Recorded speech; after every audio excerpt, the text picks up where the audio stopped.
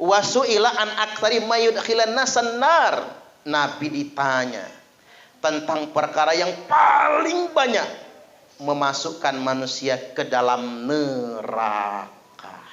Wah, serem ini. Ada dua juga kata Nabi. Yang paling banyak memasukkan manusia ke neraka, yang pertama alfamu, cangkem, nomor satu. Jadi bukan zina, bukan korupsi, bukan maling. Yang paling banyak memasukkan manusia ke dalam neraka, mulut.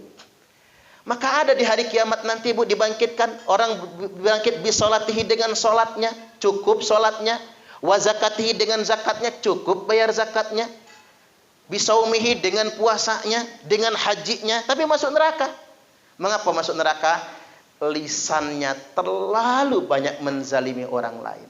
Mulai dari nyinyir, caci maki, gibah, fitnah. Mulutnya licin banget kalau ngomongin orang. Semua orang yang pernah dizaliminya akan mengambil pahala sholatnya, puasanya, hajinya sampai habis, tapi masih ngantri. Yang enggak kebagian pahala, kata Allah, ambil dosa kalian, kasih sama si fulan ini. Akhirnya si fulan ini bangkrut, pahalanya habis, dosanya bertumpuk, lalu dimasukkan ke dalam neraka. Hanya gara-gara cangkem, mulut. Makanya mansomat naja, yang diam dia selamat. Makanya orang mukmin yang baik itu man salimal muslimuna milisanihi wayadi. Muslim yang baik itu yang selamat saudara muslimnya dari mulutnya dan dari tangannya. Mengapa mulut disebut nomor satu? Karena kalau kejahatan tangan, Bu, sejangkauan tangan, ngejitak, ngegampar, atau kezaliman yang lainnya sejauh tangan. Tapi kalau kezaliman lisan, yang di Amerika pun bisa kena. Apalagi di zaman media sosial. Kan sudah berkembang dari kejahatan lisan ditransfer menjadi kejahatan tulisan. Di grup WhatsApp dan lain sebagainya. Hati-hati betul. Kejahatan paling mudah dari lisan ini nyinyir. Paling gampang. Nyinyir kerudung temannya. Nggak matching sama bajunya. Awas, sampai ibu-ibu sekarang itu saking pengen matching ya, masker aja di matchingin sama bajunya. Allahu Akbar, saking pengen matchingnya itu. Tas harus matching, makanya pusing bapak-bapak. Tasnya banyak betul koleksinya. Tas harus matching, sendal harus matching gitu ya. Semua harus matching, sampai cincin pun harus matching. Nah, kadang-kadang kerjaannya nyinyirin orang. Nah, orang Bandar Lampung, Bu, paling pinter nyinyirin orang hajatan. Saya pokoknya kalau pulang hajatan tuh tak dengerin omongan emak-emak itu ya. Paling pinter. Apa komentar ibu-ibu kalau pulang hajatan? Masakannya anyep semua. Ya iyalah, namanya orang hajatan, masakin orang banyak ya, Bu. Mentang-mentang catering dia nggak dipakai, langsung dia mencela. Kadang-kadang yang dinyinyir itu empe-empe. Begitu hajatan, kondangan, pulang, iya sih empe-empenya enak, mantap. Cuman dikit. Baru dikeroyok setengah jam udah habis. Dasar yuk sari pelit-pelit. Umpama ya, Bu. Akhirnya yang hajatan kan denger tuh, ibu-ibu yang lain nguping. Pah, nanti kalau kita hajatan jangan dikit lah empe-empe. Nggak enak denger omongan orang, dikirain pelit. Ya sudah, kata suaminya, kita karungin aja empe-empe banyak. Sama cukanya emberan.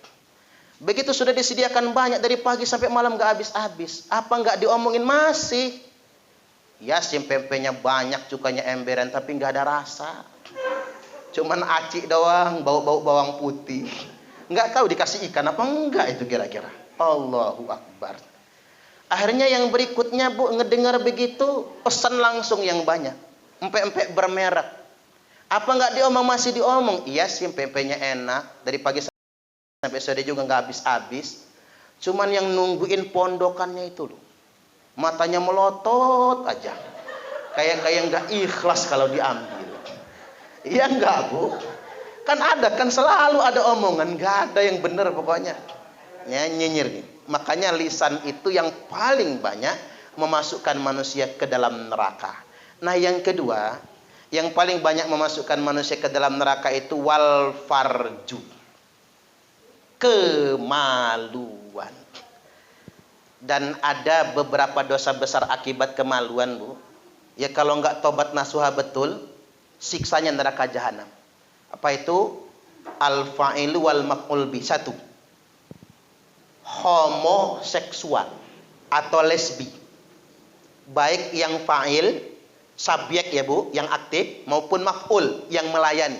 Kan ada orang tuh nggak homo, tapi demi uang dia melayani orang homo. Dia nggak lesbi, tapi demi bayaran dia melayani orang yang lesbi. Itu dosa besar, jahanam itu, neraka jahanam. Kemudian yang berikutnya wanakihu biyadih. Orang yang menikahi tangannya sendiri. Malas nikah karena nggak mau modal, maka kerjaannya masturbasi. Karena nggak mau tanggung jawab tadi, nggak mau ada beban. Yang selanjutnya wanakihul mar'ata min duburiha. Ini bahasanya agak sarung, nggak apa-apa ya Bu ya. Karena hadis ya. Orang yang menggauli istrinya dari duburnya. Sodomi itu loh Bu. Makanya hati-hati ya Bu ya. Kadang-kadang juga di asrama-asrama. Ada kejadian kemarin di Natar kan. Asrama di pondok, santri di sodomi. Kan begitu. Makanya terus terang Bu. Saya ini termasuk nggak sepakat. Kalau pondok itu laki-laki semua. Kalau perempuan, perempuan semua. Saya nggak sepakat. Pondok itu harus ada laki-laki dan harus ada perempuannya. Walaupun dia nggak asramanya nggak bareng, tetap dipisah maksudnya. Tapi sekali-kali yang cowok harus lihat yang perempuan. Yang perempuan harus lihat yang cowok. Itu biar normal mereka. Kalau yang laki-laki nggak boleh sama sekali lihat perempuan, haram. Yang perempuan nggak boleh lihat laki-laki sama sekali, Bu. Bahaya. Nanti sesama dia terjadi banyak kejadian sudahan. Sudah terlalu banyak kejadian. Jadi kalau anak bujangnya, mah, saya kalau lihat cewek gimana gitu, bagus nak, jangan dimarah, haram nak, jangan, bagus. Ada cowok tanya sama saya, Ustadz, saya ngapa ya kalau lihat orang cantik itu gemeter, nafsu saya naik. Bagus kata saya, bagus, kamu normal. Yang bahaya kalau kamu lihat cewek nggak demen lagi, tapi lihat cowok yang demen, bahaya itu. Jadi saya termasuk, kalau saya belajar ya Bu, ilmu psikologi ya, menurut saya laki-laki yang nggak pernah lihat perempuan atau sebaliknya itu berbahaya. Tetap harus ada, tapi dijaga dengan ketat. Asramanya dipisah, tapi mereka harus berinteraksi. Makanya saya termasuk yang berpendapat biarkan di kelas itu ada laki-laki dan perempuan, perempuan sebelah sini, laki-laki sebelah sini. Kalau ada yang ngedip-ngedip enggak apa-apa, normal. Itu manusiawi. Yang dilarang kan berzina. Kalau cuma cengkring ya sekali-kali gitu ya, enggak apa-apa, itu biar normal gitu loh. Jangan terlalu fanatik. Ujung-ujungnya apa ya tadi itu sodomi, banyak kejadian, bahkan berbackground pondok, kan malu, nggak enak ya. Kemudian yang berikutnya wanakihu biyadih, menikahi tangan sendiri, wanakihul mar'ata min duburiha, menggauli istrinya dari duburnya. Jangan sekali-kali dicoba, karena mengapa? Itu akan menjadi kecanduan nantinya. Selanjutnya yang berikutnya wazani bihalilati jarihi. Orang yang menggauli, menzinahi istri tetangganya. Itu jahat benar itu. Terus ada bapak-bapak nanya, Ustadz, kalau bukan istri tetangga, ya sama aja, nggak boleh. Namanya zina. Cuman kan tetangga, namanya tetangga Bu. Walaupun nggak ada hubungan darah, kerabat terdekat kita itu kan tetangga. Betul nggak kira-kira? Jadi tetangga yang baik, dia tidak akan menyebarkan aib tetangganya. Makanya ini mah enggak, tetangga berantem, orang sepasar tahu semua. Tetangga gua tadi malam berantem, 10 piring pecah. Kok lo tahu? Kedengeran perang 1, perang 2, perang 3, 10 kali. Padahal yang dibanting bukan piring kaca. Yang dibanting piring kaleng. Ya enggak ada yang pecah 1 pun. Cuman omongan sudah kemana-mana. Kemudian yang berikutnya wanakihul bahimah. Orang yang menggauli binatang.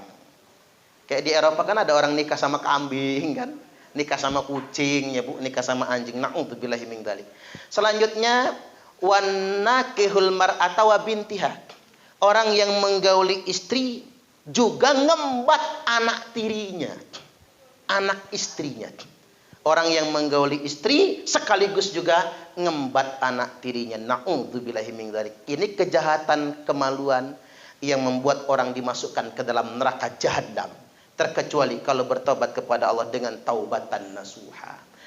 Nah, terakhir ingin saya sampaikan pada kesempatan kali ini, mau tidak mau kita semua berharap untuk tidak pernah mampir ke dalam neraka. Allahumma amin, amin ya rabbal alamin. Ada satu bonus, Bu, buat kita umat Islam, taubat. Bedanya umat Islam, umat sekarang sama umat terdahulu. Kalau umat dahulu kala, azabnya disegerakan. Umat sekarang, walaupun dia bukan Islam, azabnya ditunda sampai datangnya kiamat nanti. Dan spesial buat umat Islam, Allah tetapkan taubatnya diterima sampai nyawa mendesak-desak di tenggorokan. Makanya saya ingin closing dengan pernyataan begini. Ada sahabat, Nabi pernah berdoa kepada Allah. Ya Allah, terimalah taubat umatku. Kata Allah, ku terima taubat umatmu kalau mereka bertobat setahun sebelum ajalnya. Nangis Nabi, Bu. Kalau itu takdirmu ya Allah, umatku bakal masuk neraka semua. Kalau begitu kata Allah, pepetin setengah tahun. Kalau bisa jangan ya Allah, kata Nabi. Karena ada di antara umatku itu yang taubatnya sebulan lagi mau mati. Kalau begitu kata Allah, ku terima taubat umatmu kalau mereka bertobat sebulan sebelum ajalnya. Tapi ada ya Allah, kata Nabi, di antara umatku itu yang seminggu lagi mau mati baru taubat. Kalau begitu kata Allah, ku terima taubat umatmu kalau mereka bertobat seminggu lagi sebelum ajalnya. Tapi kalau bisa jangan ya Allah, kata Nabi. Karena ada di antara umatku yang sehari lagi mau mati baru dia bertobat. Kalau begitu kata Allah, ku terima taubat umatmu kalau mereka bertobat sehari sebelum ajalnya. Hari ini taubat, besok mati, masih diterima. Terus Nabi minta sekali lagi, ya Allah minta sekali lagi. Habis ini saya nggak akan minta lagi, kata Nabi. Ini permintaanku yang terakhir, mohon pepetkan lagi. Baik, kata Allah, kalau ini permintaanmu yang terakhir dan kamu tidak boleh minta lagi, ku terima taubat umatmu selama nyawanya belum mendesak-desak di tenggorokan. Nangis Nabi, Bu.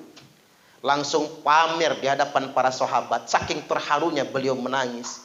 Beliau bersabda, innallaha yaqbalu taubatal abdi ma lam yugharghir. Sesungguhnya Allah akan tetap menerima taubat hambanya selama nyawanya belum mendesak-desak di tenggorokan. Terlalu baik, maha baik Allah yang selama ini kita sembah. Tidak ada kata terlambat untuk bertobat. Kalau sudah nyawa di sini, Bu, berarti tinggal beberapa detik lagi. Nyawa sudah dicabut, tapi masih sampai kaki lutut, masih diterima taubat. Ditarik sampai di pinggang, masih diterima taubat. Makanya saya yakin, bihaqil yakin, orang Islam sejahat apapun dia, ketika dia sedia bertobat, maka Allah maha penerima taubat. Makanya saya selalu punya rumus dalam hidup, tidak mau membenci siapapun. Marah boleh, karena marah itu letupan emosi. Benci jangan. Kesel boleh, benci jangan.